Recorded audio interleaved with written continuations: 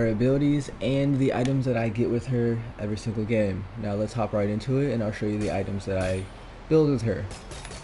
So normally the first item that I start, because I normally play Joust, Arena, stuff like that, and if you're trying to poke people you might need a little bit of extra mana and a little bit of extra power in lane as well. So I normally start with this right here, the Mage's Blessing. Pretty good when you level it up.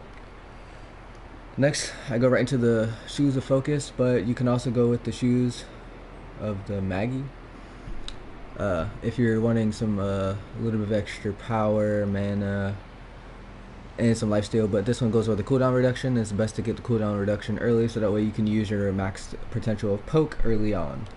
The next I get right here, Spear of Desolation for the cooldown reduction, and it gives you magic penetration, and kills and assists reduce your abilities for 2 seconds, so it helps you spam a little bit more in lane.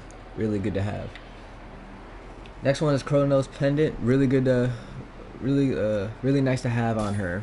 Every 10 seconds the pendant activates, subtracting 1% or 1 second, my bad, from all her abilities currently on cooldown. So if I use the ability and that activates, it reduces it by 1 second, which is not bad.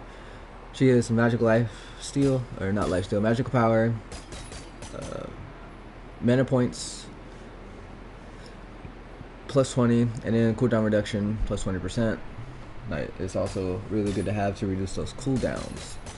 Next one, I normally grab this right here for more penetration, helps you fight against other people, and magical power. Your first ability cast gains 10% magical penetration. This can occur up to once every 10 seconds. Helps you to take down those tanks, or makes it more damage to squishy people. Really good to have. Right here, Rada Tahiti. Massive power right there, magical power, 160%.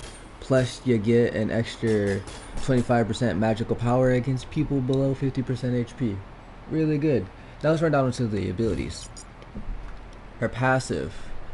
Whoever does the most damage, I believe, to the other team, you get a buff. So if I start poking people down and I do the most damage, I get 10 magical power plus 3 per level. So if I'm level 20, that's an extra 60, 70 magical power. If you're physical, that's an extra 40, 45 physical power. And that does whoever has the highest damage on your team. Alright. Your square, you throw out basically a circle, it drops down and blows up into smaller little circles, pop out in all different directions. Her X, you put down a square and you gotta try to capture 1 or 2 enemies in it. If you get 2 of them, they will then attack each other, and it also sets up square pretty well. Your circle, you dash and you become invisible, and then every time you stay in the circle, I believe it reduces your cooldowns. Yeah, it reduces your cooldowns. And then her ultimate, she throws a giant apple, it hits an enemy, and then it blows up, and it can intoxicate any other enemy that is near that enemy. So let me show you guys what I'm talking about. Her square, as you can see how it's laid out, you throw it like this, it goes up, and then it busts out in all different directions. Pretty cool. This right here, her X, oh, they're gonna go attack that guy, but they should be attacking each other. But you do that, and then really they attack each other with some basic attacks, so it's not bad to have either. It only sets up the square pretty well. Circle, you see my cooldowns, they'll go down pretty quick. If you use your abilities, you do get revealed for a second. Scan real quick. Her ultimate. It should infect the other one. Yep.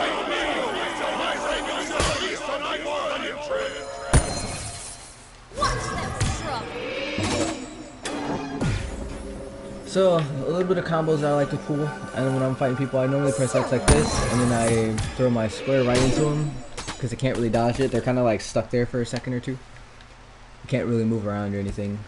I believe if I get him by himself. Yeah, see? It just sets it up. Pretty nice. And then circle I normally use for dashing away or coming back out. Alright, that's my build. That's my how to build and play Discordia. Leave a like and subscribe for more videos. I'll be posting another video in a little bit. Thank you for watching. Peace out, YouTube.